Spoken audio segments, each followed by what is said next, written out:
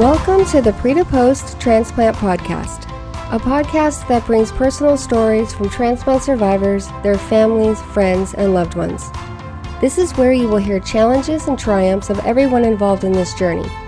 Our guests will offer wisdom, advice, and inspiration on everything you want to know about transplant. My name is Jenny McFarland. I am a transplant survivor, and this is a podcast I wish I had before and immediately following my transplant. Thank you for listening.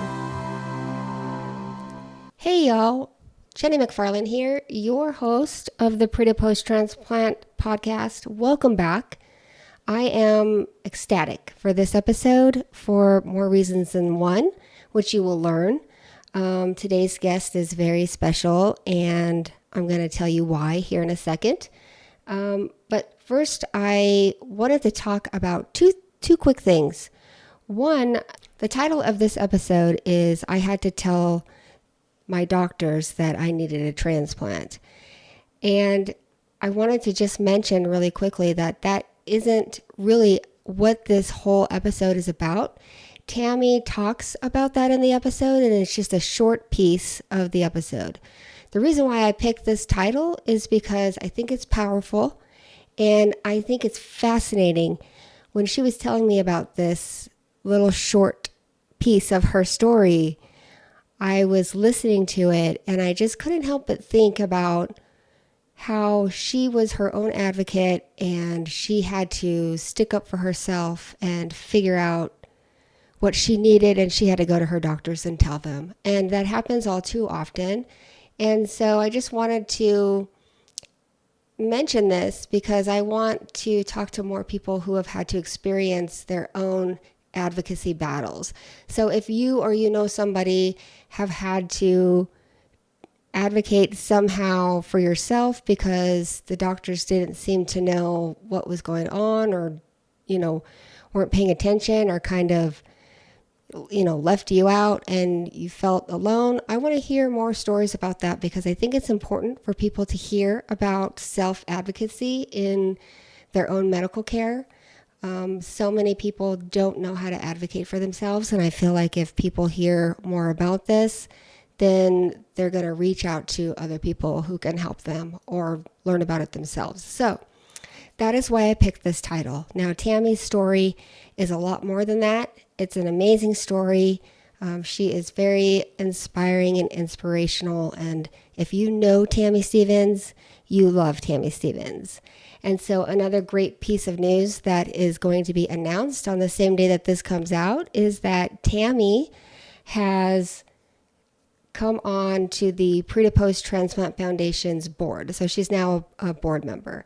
And it's funny how this worked out, because when Tammy did this episode with me, really had no idea that she was going to be on the board. So it just worked out great. So I hope that you guys really love this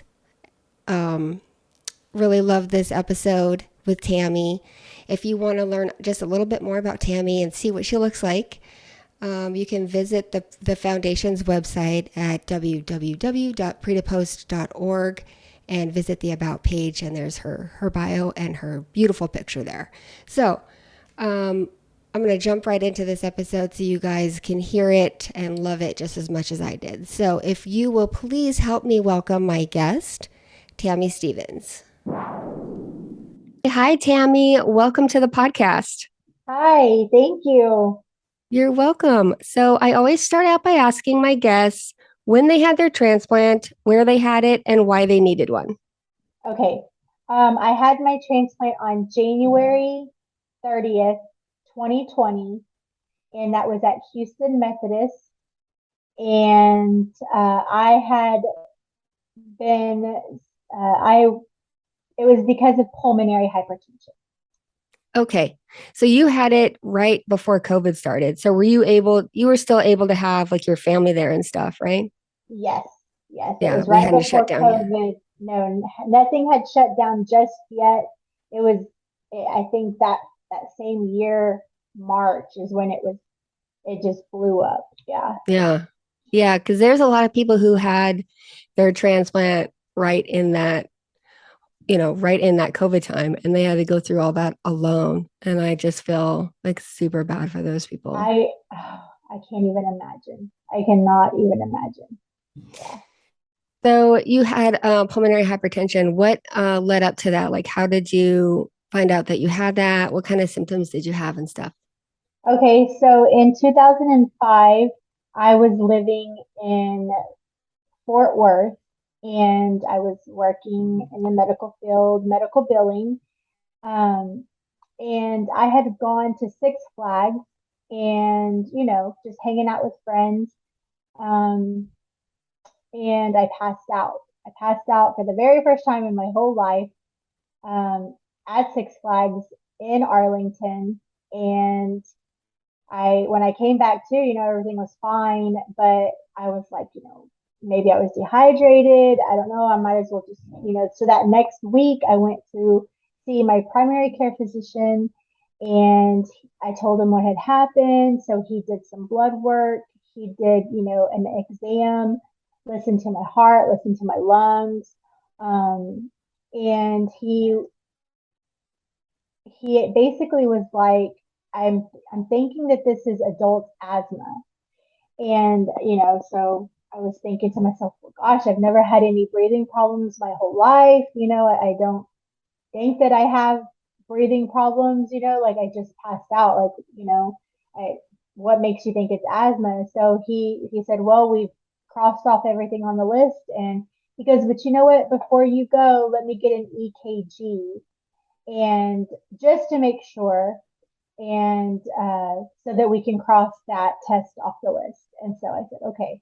So as soon as he did the EKG, he did not let me leave the office. And I was like, I've got to go back to work, like this is just a doctor's appointment, I have the rest of the day. It was early in the morning and he goes, no, you're not going anywhere. And at that point I was like, okay, what's really going on? I'm freaking out. My parents I was single at the time. I'm from Giddings, so that's over here close to Austin, between Austin and Houston. And at the time, I was living in Fort Worth. So I'm like, is this something I need to call my parents about? Like, what is going on? I was 24 at the time. It was in October 2005, and he said something is definitely going on with your heart. I'm going to have the ambulance take you over to get an ultrasound of your heart. And I said, no, I drove here. I can drive myself to get an ultrasound of my heart. And so I had to sign an AMA because that's just how it was. But I just didn't know why he was freaking out and he wasn't telling me anything. Yeah. So he just said it looks like there's some stuff going on with your heart, and we've got to get you admitted to the hospital. And I said, okay, but what stuff is going on with my heart, And Yeah. so I went to get the ultrasound, and that's when they were more secrecy. It was like, oh boy. So the technician, of course, they're not allowed to say anything because they're not the ones that read the test. And she got the, I guess, radiologist. I don't know what the doctors are called of ultrasounds, but cardiac ultrasound. And he came in and he said, okay, we've got a big issue here. Have you ever had a history of syncope? Have you had a history of, and he just started, of course, I was in the medical field, so I knew what all these medical terminology meant, but not for my life. Yeah. And so I was like, no, what are you even talking about? And he said, well, it shows that you have an atrial septal defect. And I was like, okay, you're going to have to break that one down. That's a new one for me. And basically, it's a hole in between your right and left atrium of your heart. And basically, you're born with it. It's supposed to close up on your first breath. I was born in 1981. The hospital doesn't even exist in the town where I was born. It doesn't even, there's not even a hospital there anymore. It was way back in the 80s. So, and he was like, and you've never had shortness of breath your whole life. Your doctors you've never had physicals. I played softball. never had symptoms of passing out, never had symptoms of shortness of breath. I never had problems breathing. I never had problems. So I was just so confused. And he said, yeah, and we've definitely got to do more testing on you. So I got admitted into the hospital, which at that time in Fort Worth, it was Baylor All Saints. And it was like a whirlwind. I didn't know what was going on with my life. I was living my best life, 24 years old, no worries, not sure what was going on. I called my family. They were freaking out. They, of course, rushed over to Fort Worth to go through the whole process with me. They transferred me. They made sure I didn't have any blood clots on my lungs. They transferred me over to UT Southwestern in Dallas because they ruled out a bunch of things. They wanted me to be admitted over there instead because the pulmonary pressures in my lungs, the pulmonary artery, were like in the hundreds, the high hundreds. And I think, Wow. and I don't want to quote it wrong, but normal is low, like 50s, 60s. That might Yeah. even be too high. I'm not sure, but I would have to look at my medical records. But and mine were like 180, like close Wow. to 200. They weren't even sure how I was even still alive. Hmm. And so I was like, okay, so what do y'all need to sew it up or what's going on here? You need to sew the hole up and let's go on with my life. And, and it wasn't that simple. It had already caused permanent damage to my lungs. And I got educated that it was pulmonary hypertension, which a lot of patients that have pulmonary hypertension don't even know what caused their pulmonary hypertension. And for me, on the other hand, if if you can even imagine being fortunate in a time like this, it was fortunate because I knew the reason and the cause of my pulmonary hypertension. So I had a lot to be thankful for. Number one, that I was still alive because they couldn't understand how I was still alive and Yeah. how I never had symptoms. And they told me, so mind you, I'm 24 years old. I'm in UT Southwestern in Dallas, and I'm sitting there in the hospital. I was in there for 3 months going through extensive testing to rule all kinds of things out and pinpoint exactly what was going on. I was told by the end of that 3 months, I was told that I would never have children. I was going to be on oxygen for the remainder of my life, and I had about 3 years to live. That was in 2005, 24 years old. What the heck? Wow. That's got to be And devastating to hear very something much, like that. very much so. And so fast forward to today, 15 years later, well, now more than that, but I lasted for about 15 years on medication. And then, year after year, amazing things happened in the medical world and new medications came out, and there I was on that new medicine, whatever I could do to keep going. I did get on oxygen. At the very beginning, I was on like 6 liters. And then Wow. once I got full time, continuous, it wasn't even pulse, it was continuous. So I was going through those tanks like nobody's business. And, Yeah. which was just so devastating. But and I mean, in the moment, right Yeah. now, of course, I've gone through so much in life that it's like, really, Tammy, that was nothing. There's so many people going through so many things, and you were devastated because you had to wear oxygen in the office, but Well, understanding because I yeah. was in the moment, Right. You don't think about um, those things when you're going through them, for sure. exactly, exactly. So I've had a lot of years to appreciate a lot of things and to realize that I was very, very, very, very fortunate despite the bad things that I had to go through. Yeah. Um, so 15 years worth of medicine, and my body just finally said, I can't do it anymore. Something's got to give. my heart started to fail. I was in complete heart failure at year 15, between year 15 and year number 16. So by 2019 is when my body was just, it couldn't Yeah. anymore. I had started to have strokes, TIA strokes, which are strokes that the the paralysis is just very temporary, and then your feeling comes back. But it would be like my whole what is this, left side of my body, it would just go like where I could not use it. So Yeah. and I never knew when it was going to happen. Like it would just happen in the most random time. So for a little while, I had to stop driving. So in 2015 is when my doctors, I was living in New Jersey at the time. Um, my life, let me tell you, that's a whole nother podcast. But yeah, I was living in New Jersey, and my doctors in New York were telling me, look, you've got to make a choice. It's going to be life or death. Your stress level cannot be, it just can't be at this moment because you're having these strokes. You never know when you're going to have them. And at this time, I was working for the podiatrist of the New York Jets and in New Jersey.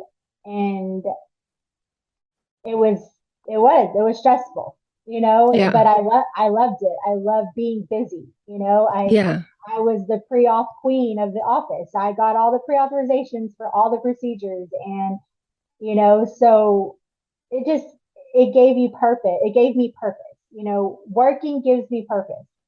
Being, you know, helpful in something or whatever was always giving me purpose. So at that time, my doctors, told me you've got to stop working. And I was just like, okay, round number two of devastation. Yeah. So that's when, at that time, Caring Voice Coalition was a thing. Um, it's not a thing anymore, I don't think. And my doctors got me in contact with them, and they helped me through the disability process. And I had to get on disability. And another moment in my life that, talk about the waves of this journey. Yeah. And I mean, everybody, I know that everybody that goes through what we go through, whether it be cystic fibrosis, I think that's your thing, right? Yeah. And Hmm. mine, Yeah. pulmonary hypertension. And there's just so many diseases and or conditions. And we just go through these waves. And so I found myself again in a valley, and it was tough. So I came back home. I came back to Texas. I don't know what I was doing in New Jersey anyways, but that was life. I came back home and started all over again. And then 2019 came, that was 2015. So then 2019 arrived, and my body just, it couldn't take it anymore. As far as the medications, they weren't doing enough. And I was in complete heart failure. And that is when I was seeing a certain pulmonologist at the time in Houston. I don't want to name any names. Great pulmonologist, but I took it in my own hands because I just kind of felt like I was just right here, like in life, I was just kind of, what's the word? Floating, like, nothing was really being Yeah. done to, in other words, I had to be my own advocate, which I Right. encourage people, like everywhere I go. If I could be a speaker of this kind of journey or journeys that are even similar, become an advocate of your health. Learn it, Absolutely. ask questions, be nosy. I'm the nosy patient. Like, doctors love me, but they don't love me, Right. because I am very nosy about my health. I mean, this is my And body. well, you should be. And Mhm. a lot of people don't realize the kinds of things that they can do for themselves. They just like you said, they just float along. They don't Yeah, know they don't know how to be advocates, but I've said for a long time, you have to be your own advocate. Otherwise, you're not going to get what you need most of the time. That's Sometimes, I exactly mean, you have somebody looking out for you, but you have to learn how to get what you need. that's Otherwise, ex- yes, that's exactly right. And I say that, and when I say that, I also want to touch on, we have to remember that physicians are amazing, but they're also human, yeah, and sometimes us, sometimes we put physicians on this, not a pedestal, but on a level of like, wait a minute, you you didn't tell me that, or you didn't, well, they have how many patients every right. day, their patient load, so yes, it's important to remember that you're not just a medical record number, which sometimes you do feel like just a medical record number. Yeah, But you know, it's good to just kind of sit back and kind of see both sides. They're not all knowing. They don't have all the answers. They're still, but we trust them. We trust them with our health. But we also need to be, that's where it comes in, where you need to be your own advocate also. You need to do your research too, and then take your research and talk to them about their research and come to a healthy conclusion or a healthy decision or a healthy plan. And so that is one thing I did. I felt like it wasn't going anywhere. I was just kind of just being sustained on these medicines. And I said, you know what? Why can't I have a transplant? Why hasn't that been discussed? And I know that it's not a cure, but it's a chance at a new life. No, I do not have pulmonary hypertension anymore, but it is a whole nother ball game. But I wanted that. I wanted that chance. I was young still, and I mean, that really doesn't even have anything to do with it. People are having transplants nowadays in their 60s and 70s, and I know. it's which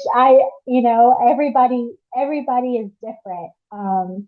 So I was like, yeah, I'm gonna get a second opinion. And I hated to do it, but I wanted to live. I wanted life. I wanted, Yeah, you know, I I didn't feel in myself that this was it for me. I was just supposed to die on being sustained, quote unquote, with the minimum. And so I did. I got a second opinion in San Antonio with a different pulmonologist, and boom, boom, boom, she made things happen.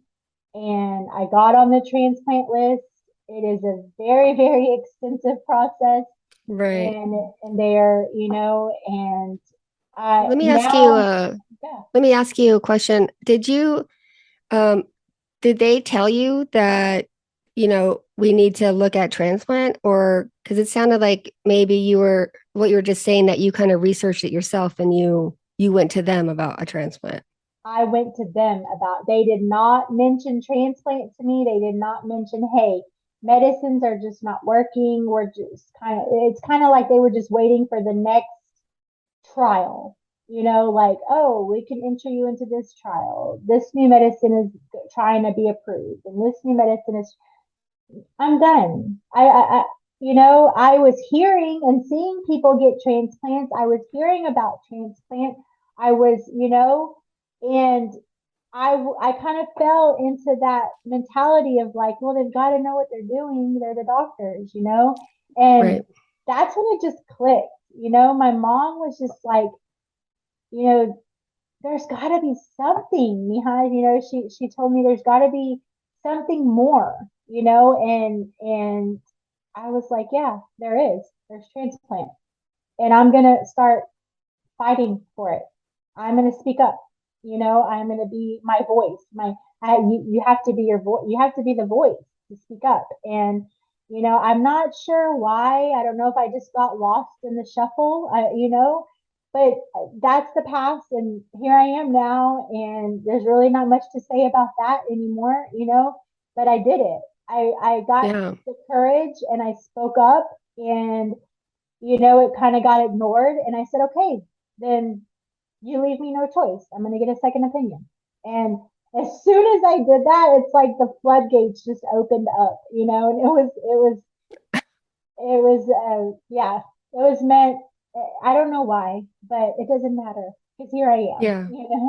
Yeah. So, yeah, so I just put my foot down, got courage, got the confidence, spoke up. Nothing happened. I did it. I got a second opinion. And boom, boom, boom, it happened. I got on the list. Literally, I got on the list in, I want to say it was April of 2019. And then I really started to decline like super fast through the summer. Then it might have been a little bit later, maybe the fall of 2019, early fall.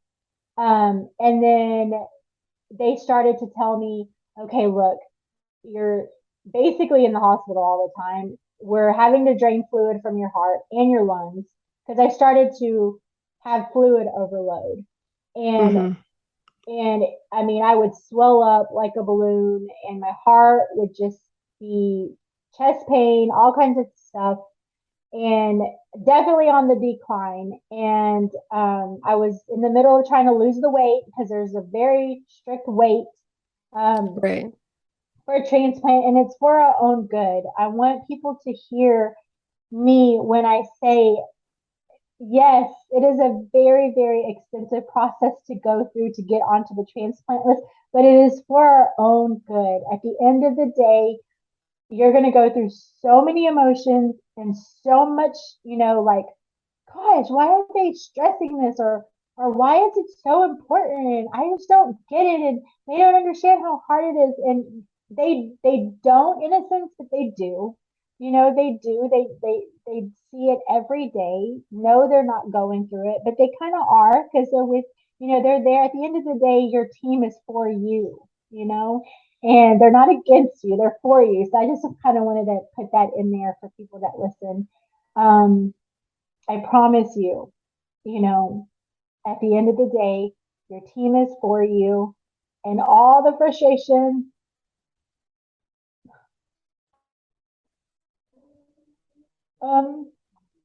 all the frustration, all the emotions, um, all the things that you have to check mark and get off the list, it's gonna be worth it. I'm sorry. Yeah. No, that's fine. I understand exactly what you're saying. I promise you, it will be worth it because then, here you are, or here I am, because I went through the same things, like, my goodness, as if I'm not going through enough, and you want me to check mark all these things so that I can, get on a list that's supposed to save my life. And it's frustrating in the moment, but just, I'm here to tell you that at the end of the journey, wow, sunshine. Yeah. There's a light at the end of that tunnel, because it is a tunnel. Getting through to get on the list is kind of like a tunnel, and um, I'm here to tell you, and that's when I see you, Jenny, it's the same thing. We are the light at the end of that tunnel for people. And so just know, everyone, that there's a light and it's Yes. coming and you can get through it. And the best part is Jenny's podcast and people like us, Randy. And oh my gosh, Randy has been a light in my life too. And, I'm so glad that, I've gotten to meet so many people. And then now I'm meeting so many different people that I didn't even know that they were even following my story, on Facebook. And just out of the woodworks, people are just coming. And even my pulmonary hypertension family, it's funny because we call each other family and we spell it with a PH. Yeah, so we're all family, and they just look at me like, wow, one day maybe if it's meant to be, I will be there. It's And amazing how many people in this community that you meet and get close to, just like from, anything like social media or volunteering or whatever. Like I've made so many friends since my transplant, like more than I ever had in my entire life. It's amazing because we all have gone through the same thing. We all know what we're going through. And like, it's just, you just connect with people in the most Yes, amazing ways.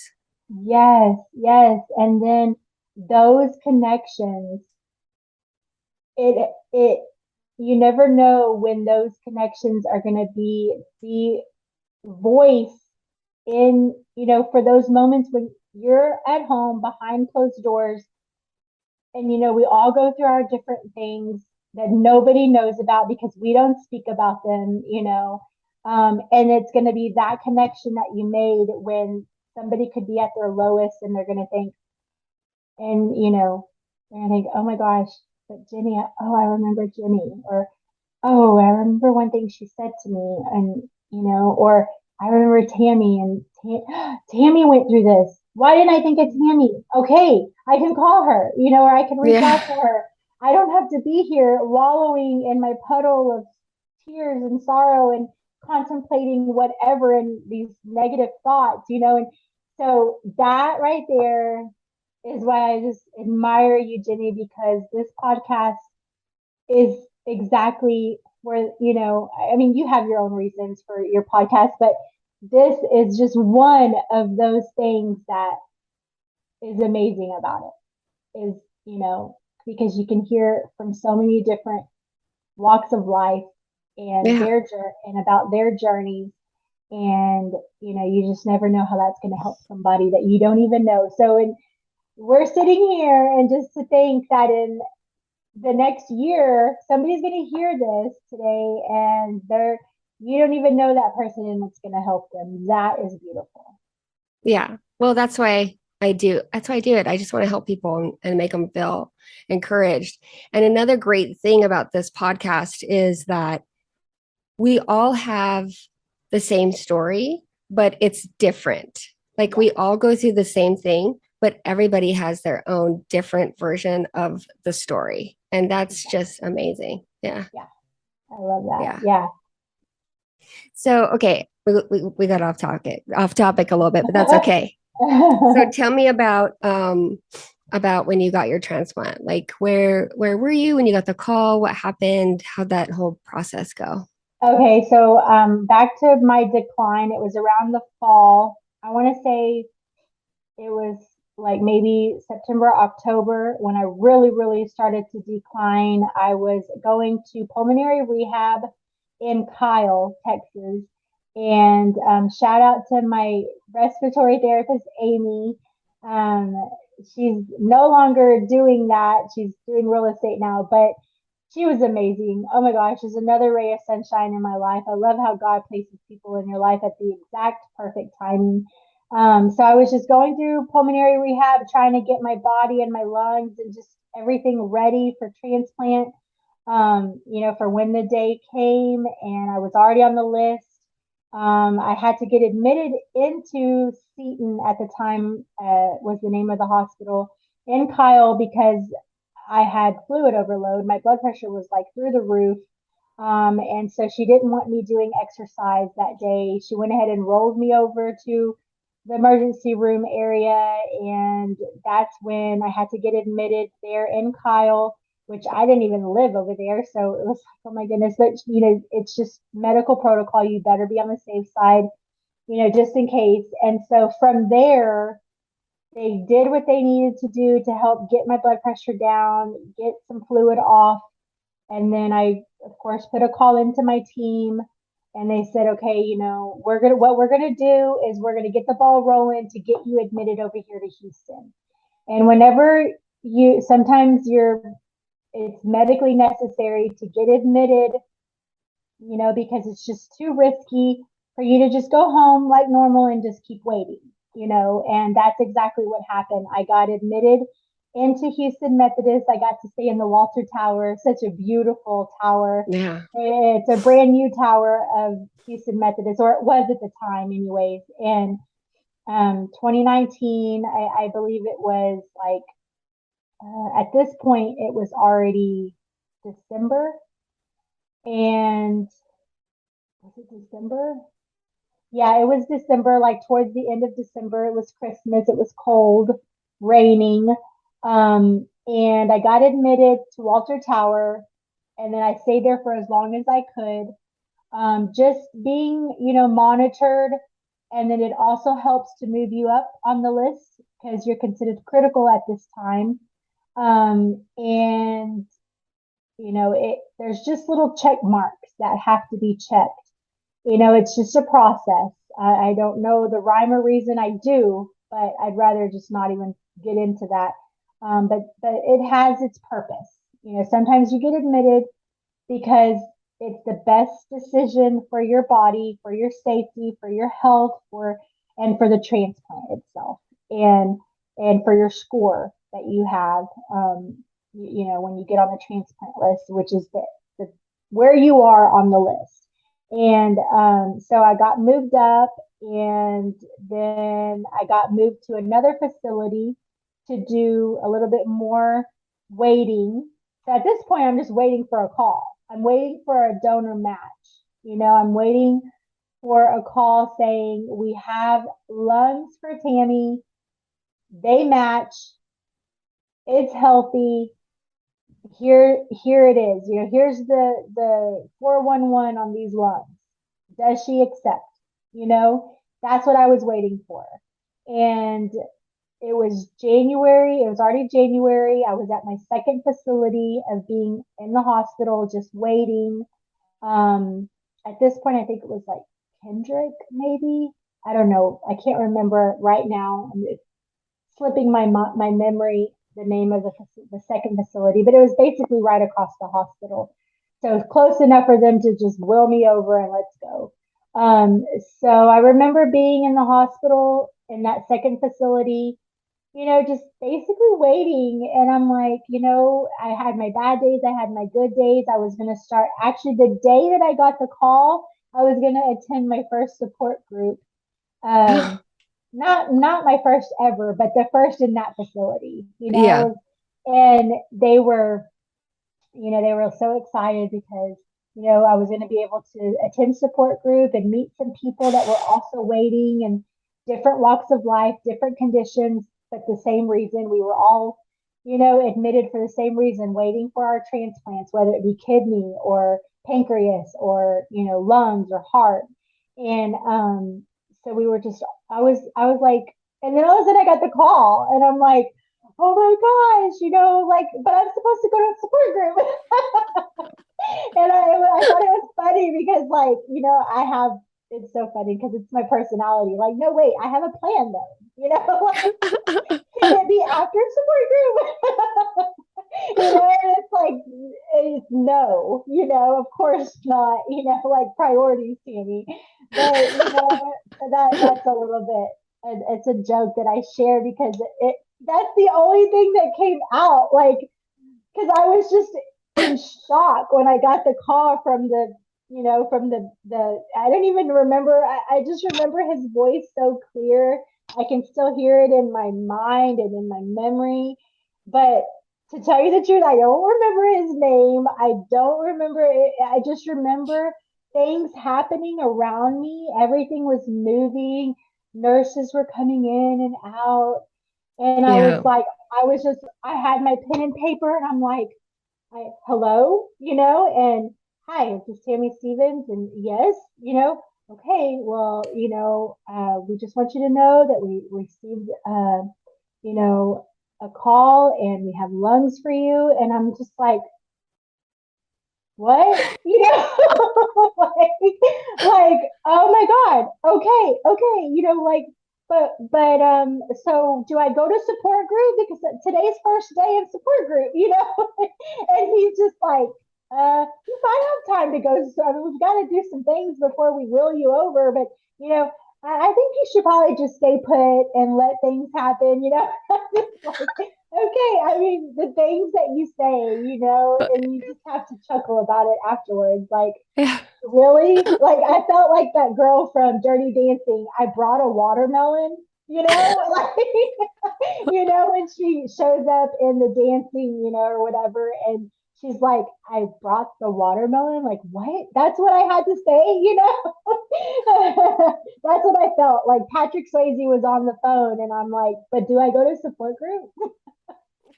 Oh my goodness. So I was just all the feels, all the emotions.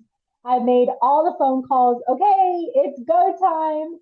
You know, my called my parents, I called my bestie, I called my husband, I called, I made all the phone calls and everybody of course is just living their life because that's how I wanted it to be. I didn't want, you go on with life, bills still have to be paid, you know, so keep working. When I get the call, that's when you drop everything, Yeah. because of course, as a mother, my mom wanted to be there 24/7. No, ma'am, Right. Yeah. no, ma'am. Yeah. I told her, no, ma'am, you have a tree business to run. Dad needs you. You have a husband that needs to be fed. I mean, oh, he can feed himself. Like no, there will be plenty of time for caretaking, Right. and so everybody, that's basically what happened. Everybody dropped everything. My immediate circle was about, because I live in Bastrop, Texas, and it is exactly 2 hours away. So yeah, it was a matter of, and my best friend at the time, I mean, not at the time. At the time, my best friend lived. She's still my best friend, everybody. Um, at the time, my best friend lived, in Cedar Park, so that was even further away. So yeah, everybody just like, okay, do we have time? Okay, we're dropping everything, we're leaving, and so of course, everybody made it in time. I got wheeled over to Houston Methodist. I got, lots of papers to sign, lots of counseling, lots of, the social worker showed up, you know. Of course, I had been going to counseling because that's one of the check marks pre-transplant. And I called my psychologist and I was like, and say I was actually going all the way to San Antonio to see her because I really loved her. And she was highly recommended to me. And so I was like, oh my God, I'm going to call her. And so I called her and I'm like, it's go time. And she's like, oh my gosh, and she still checks on me till this day, just as a friend, not, as a client Yeah. or as a patient. But yeah, and it's just, I don't know. It's just like they're so happy that, and now that I think about it, that might be one of the pictures I send you because it was cold. I had my little knitted beanie that somebody had made for me. It was my favorite color. And I even think it had a sunflower on it because I love sunflowers. And so I just had my beanie on in my hospital gown. And I was just like, okay, like I'm so ready here, with like I didn't know what to expect. And so yeah, I got prepared and they wheeled me back at 11. No, it was about 10:30 at night. And I believe the surgery started at midnight. Of course, they asked me what kind of music I wanted to listen to. I was like, well, let's just jam out. I mean, I don't know. So I think that the song that I chose before, I don't remember anything more, was um, Rise Up. At the time, it was a really popular Oh song. yeah, I love that song. Hmm. Yeah, yeah. And I was like, okay, that's my jam. I'm put it on, and after that, I just don't even remember. I just remember waking up and basically wanting to fight somebody because I was in restraints. And I was like, what the heck? Because I guess I had tried to pull the tube out or something. I don't know. But I was doing sign language like, I'm thirsty. Give me something to drink. Yeah. And of course, you can't have anything to drink when you wake up out of surgery. Right. So, yeah, that's basically what I remember. The day that I got the call and the surgery went all night long. I have pictures of, you know, my surgeon and he looked exhausted. Oh my gosh. He looked exhausted. He's such an amazing surgeon. All of the surgeons are amazing. And God bless them for all that they do. And, I mean, they just go through so much. And yeah, so I was in ICU for a week and they were in shock because I didn't have to go on ECMO or anything like that afterwards. Sometimes you have to Yeah. for a long time, but I didn't. I didn't have to go on it. I was in ICU for a week, and then I was on the regular floor for another week, and I got out on Valentine's Day. Oh, that's so nice. Yeah. So I got released from Valentine's Day, and I got in trouble because, hey, they told me, go out, you're free, happy Valentine's, go have a great Valentine's dinner with your husband. Of course, for the first 3 months, I stayed at Nora's home. Well, there's an amazing Indian restaurant right down the street from Nora's home. Uh-huh. And I love Indian food. They told me to go get a slice of pizza, so why not Indian food instead? Of course, my sugar spiked, so I had to give myself insulin. When you get out, you try to follow all the rules to the T, and which is important. Not try, you're supposed to, you're Uh-huh. supposed to follow all the rules, okay? So I'm not telling anybody anything different. Follow the rules, everybody. And so I was like, at the moment, my husband's like, oh my God, do we have to call your team? And your sugar spiked. And I'm like, I had like 2 bites of Indian food. Oh my God. But you got to remember you're on like some really high dose prednisone at the time, Mm-hmm. And Yeah. so it's going to happen, And I didn't even care that Indian food tasted so good. And it was happy Valentine's to me. So, It's funny you talk about that insulin because after transplant your body's going crazy. oh, And I was yeah. still I was still in the hospital when I wanted Thai food. And so my husband went and got Thai food. And so I checked my sugar before I ate and it was like already high. So I couldn't eat the Thai food. And I was so disappointed. Like it Oh, just yeah. devastated me because I was so hungry and I just wanted that Thai food Mhm. and the stupid sugar just Yeah. already super high. So that was just Yeah. devastating. Yeah. Yeah. Yeah. It's the small Uh, things that really get to it, you, either it happy or is. sad. It really is. It really is. Hang in there, everybody. You can get through it. Yeah. You can get through it. It'll be so worth it, when you finally can have the Thai food or the Indian food. Hmm. But yeah, that's how the journey started, and that's how it went. And I spent 3 months at Nora's home, and in between Nora's home and because I think they have like a max, 3 months at Nora's home, and then you can do 3 months somewhere else. Yeah. And they want you to stay close to the facility where you had your transplant for 6 months. Well, they allowed me to go home after 4 months, only because I followed the rules. I did what I was Hmm. supposed to. I was looking great. So it's very important, listeners, follow what you're supposed to do. It is so important. Okay. I know you want that piece of chocolate. You want this, you want that. The prednisone, oh my gosh, the cravings that you get, it is insane. And just so you know, I'm almost 3 years post, and yeah, it's still, you still get cravings. Yeah, So, for sure. but yeah, so I was able to go home after 4 months, but I did do 3 months at Nora's home, and then I did about a month and a half at hospitality apartments. Okay. I think Yeah, that's when I met you is when you were at the hospitality apartments. That's the first yeah, time I ever met you. Hmm. yeah. I So didn't I know was, I didn't know that you stayed at Nora's home. I didn't know yeah, that. I thought yeah. the other time when we were just talking about that was your first time there. I didn't know that you had already been there.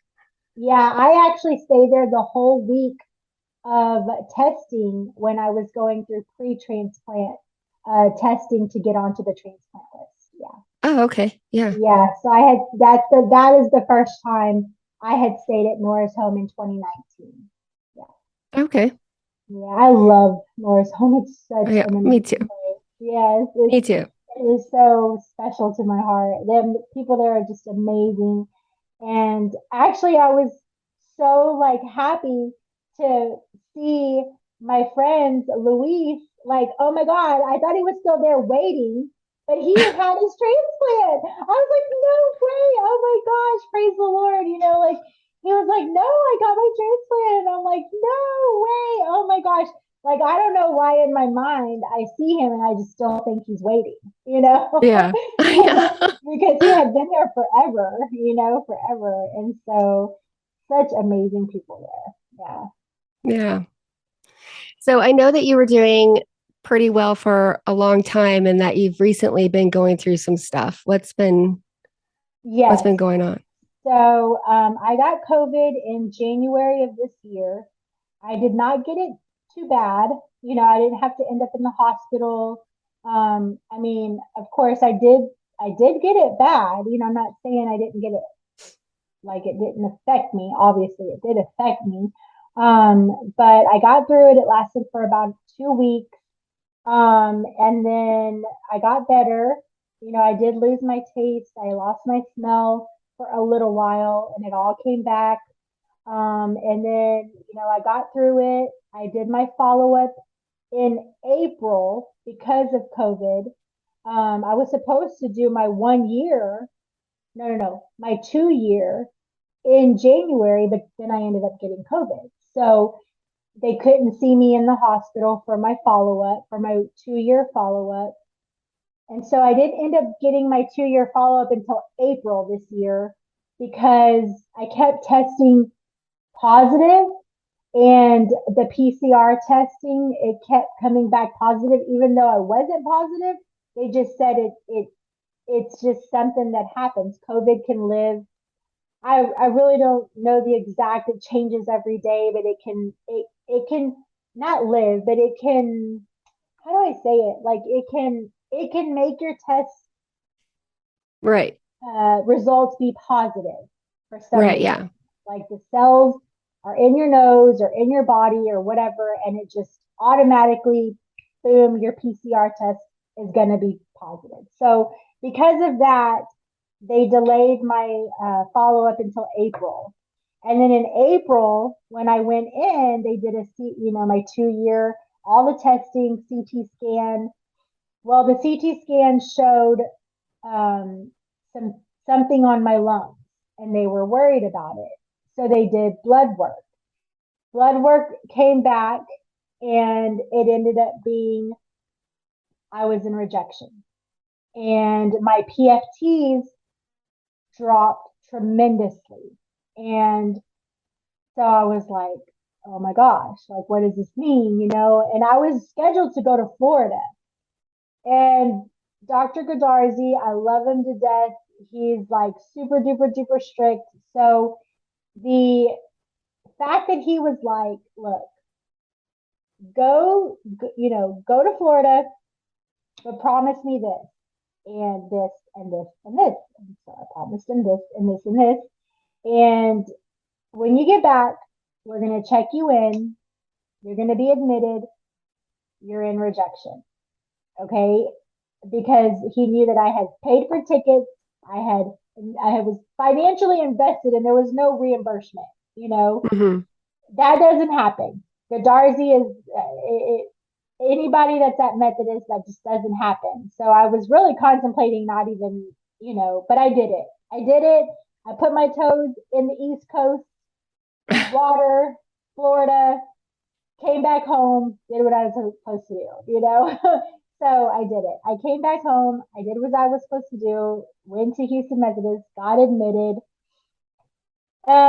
So it is called the rejection. There's so many levels of rejection that a transplant patient can go through. And mine was antibody rejection. And basically, it is a bad antibody. And they never really say exactly what caused it. But at the end of the day, the doctors basically told me it was COVID. COVID caused the rejection. And I have good news too. Sorry, I went blank. So I got admitted. They, all these bad antibodies have different names. Mine is DQ7. So that is the bad antibody that I got that got into my bloodstream and started to cause rejection. It started to confuse my body. And of course, your body wants to be on high alert. We are very, very, as transplant patients, we are on a lot of medications that weaken our immune system. Our immune system is not supposed to be strong because if it's too strong, it's going to automatically want to reject our organ that has been transplanted because it's considered a foreign object in you. It's not your original, Right. it's not your original organ. So automatically your body's in defense mode like all the time. And so, because my immune system, even with all of my immunosuppressant medications, my age, probably my personality, it causes my immune system to want to be stronger than what it's supposed to be. I told them, I'm sorry, I have a big personality. I mean, I try to tell it to get in line, to straighten up, stop causing problems, but and but no, in all seriousness, everybody's body is different. Everybody's immune systems are different. And mine, no matter what, it tries to be stronger than it's supposed to be. And so, yeah, I think it had a moment of being too strong. And COVID might have had a little bit of something to do with it. I really strongly believe it did. But everybody, everybody's different. And it recognized my lungs and what the French toast. These aren't your lungs. What's going on here? Yeah. Okay, we're gonna cause problems. And there goes DQ7 coming out of the woodworks and starts to multiply. And so I had to go through extensive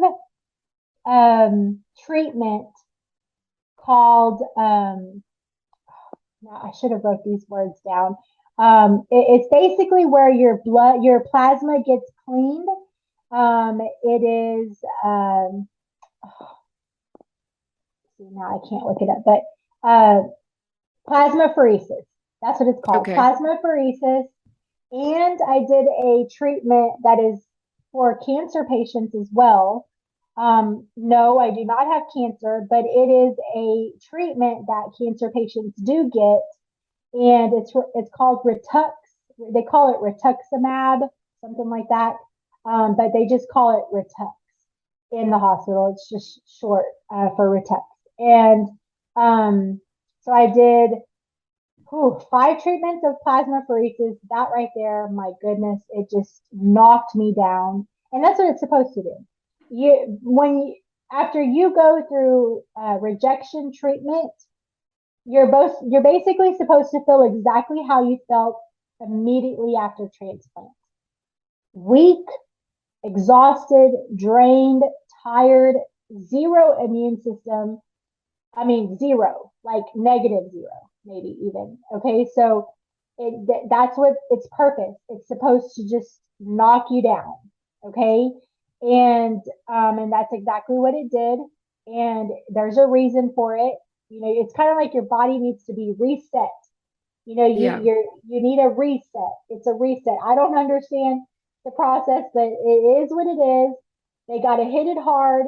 They want to get that number down of the rejection of the antibody, the bad antibodies. And then you start IVIG treatment, a different kind of dose of IVIG, not your regular IVIG.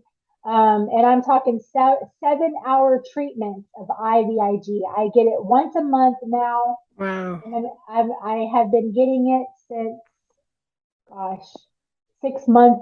I'm supposed to get it for 6 months and then we reassess.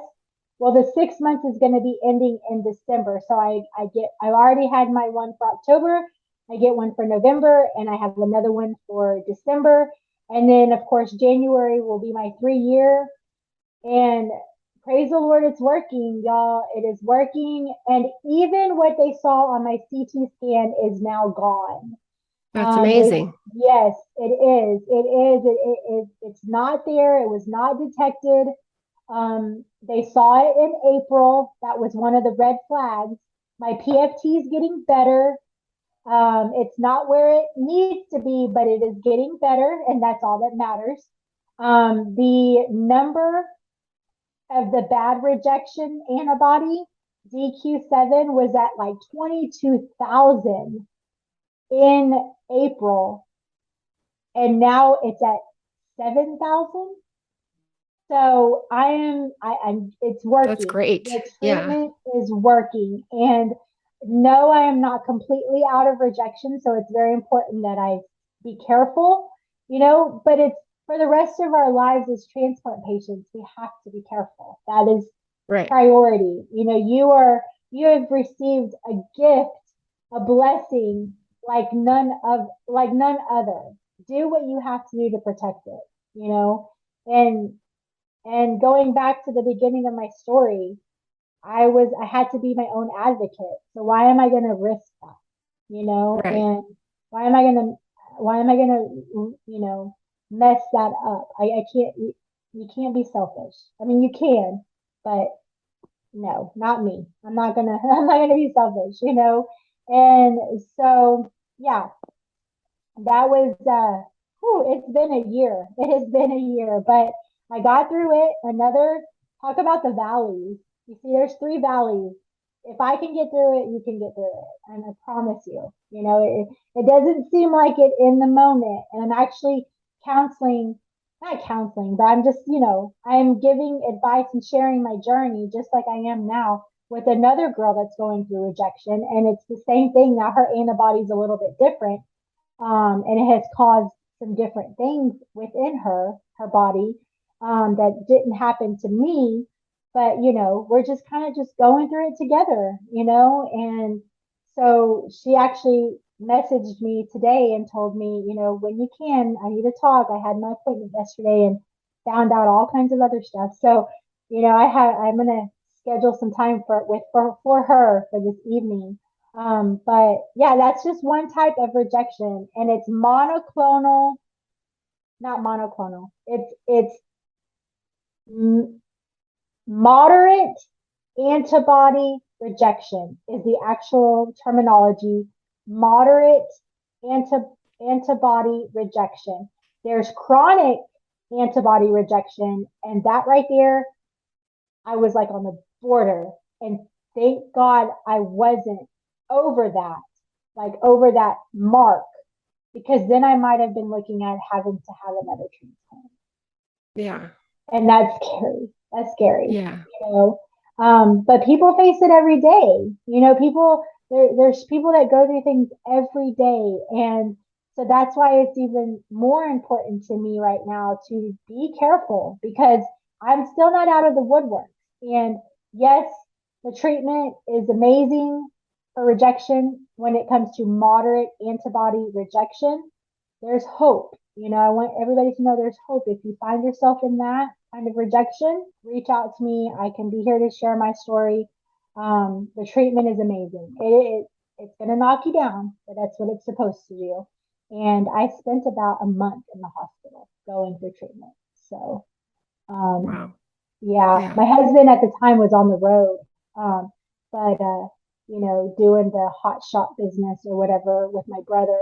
But yeah, so now I'm home. And like I said, the numbers are down. Treatment was amazing, and it did what it's supposed to do.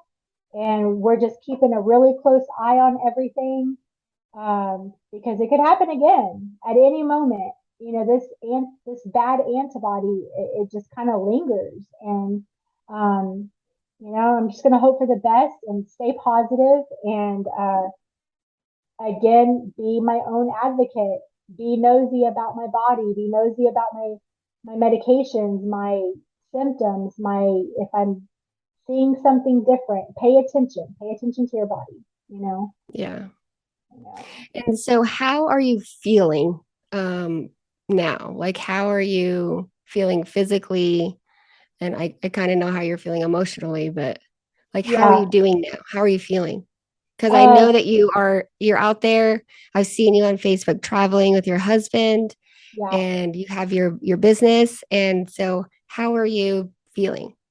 Oh, I mean, I really, I know that I'm tired sometimes and I kind of Hmm. push through that, because I'm stubborn, but I definitely I'm more tired than usual. Um, but you know me, I just keep going, I keep pushing, I can't stay still. But it is very important to do self-care. And I am coming to terms with that. And I'm coming to terms with sit down and rest when you need to because it's important. Just like I said, I can't say follow the rules if I'm not going to do it. So Yeah. but for the most part I feel so much better. I got through that valley, of being knocked down. I am, it's a whole nother chapter as far as kind of like it's a mental thing, you just gotta get your mind, you know, to where you wake up and do positive affirmations, just talk to yourself in the mirror, positive affirmations, and tell yourself, well, I'm a believer. Everybody has different walks of life, but I have faith, and you know, that's how it gets me through life. I read my word, and then I read, positive quotes, and just like I have them everywhere. I have them in my office. I have them on my mirror, and that really helps me, my mind. And I think once you get your mind in gear, then the rest, your physical kind of lines up, and um, get active, you know. Me and my husband were always going. We're always going, and even he's like, "Can we just not do anything today?" You know. and so I feel great.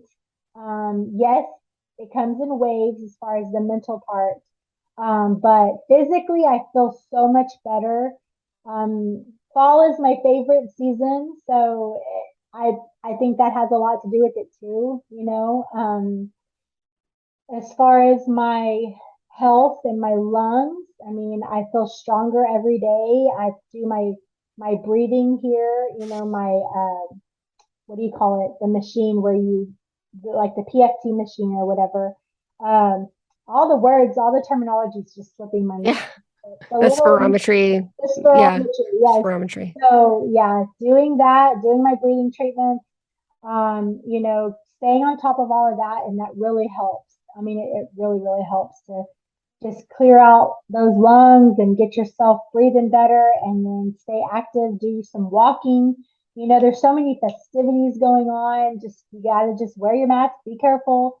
Wash your hands, wash your hands, wash your hands, and enjoy the cooler weather that's finally come to Texas. That's for sure. But overall, I get tired, but that's when I know to stop and rest. But overall, I feel amazing. Feel That's amazing. great. Yeah. That's amazing. Well, let me ask you my last question. So I don't keep you all day because I could sit here and talk to you all day. Me But too. so let me ask you if you had a piece of advice to give to somebody who's pre-transplant that you wish you had before your transplant, what would that be? Okay. A piece of advice. Um, oh, breathe. Breathe, whether it be kidney, heart, lungs. Um, you're going to get through it. It's overwhelming. Don't give up. Um, write everything down, record everything. I mean, if they'll let you record everything because it's so much information. It's like information overload, I think is the saying. Sometimes I'm bad about sayings, but I think that describes it correctly. Information overload. Your team is for you, they're not against you. It might seem on certain days that, oh my gosh, like seriously. I'm already going through enough. They know that you're going through a lot. So yeah, so number one, write everything down, record everything if you can, ask questions. There's no stupid question. Ask all the questions, be nosy about everything. And it might feel so overwhelming, but you're going to get through it. You're going to get through it. So don't give up. Don't give up. And your team is for you, they're not against you. That's great advice. Great advice. Well, I really appreciate you coming on and sharing your story. And I think that your story is going to provide a lot of inspiration and a lot of guidance for people who are going through this. So I really appreciate you, and I thank you for coming on, and I'm so happy that your rejection is dying down, and I wish you the best and a long, long, long life.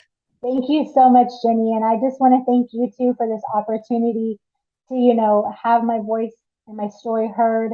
And I appreciate you being that ray of sunshine for a lot of people, myself personally, especially. And thank you for all that you do to give people a chance to tell their story and to be that hope that can be heard for many people. And I'm excited for all the people that we're going to help, by just this story alone and all the future ones to come that you have. And I look forward to hearing more of your transplants or your podcast stories in the future. And I feel so honored to be on here. So thank you so much. Oh, thank you. Awesome. Thank you so much, Jenny. You have a great rest of your day. You too. Stay healthy. Thank you for listening to the Pre to Post Transplant Podcast. Please be sure to subscribe to the podcast and follow us on Facebook. Oh, and if you have not signed up to be an organ donor, please visit www.organdonor.gov and register today. You too can save lives.